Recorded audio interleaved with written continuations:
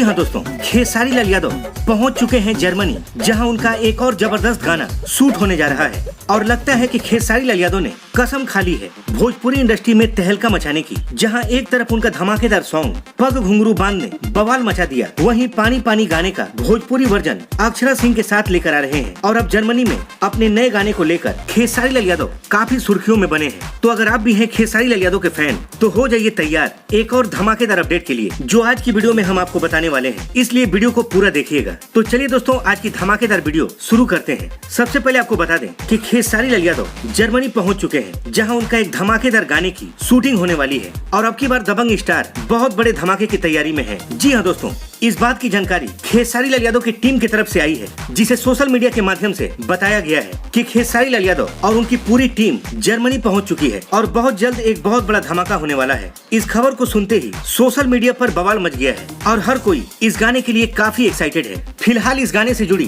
कोई भी डिटेल अभी तक रिवील नहीं की गई है, सब कुछ बिल्कुल सीक्रेट रखा गया है। मगर खेसारी लाल यादव की इस खबर ने हर तरफ सनसनी मचा दी है। तो दोस्तों, आप इस गाने के लिए कितने एक्साइटेड हैं, हमें कमेंट करके जरूर बताएं।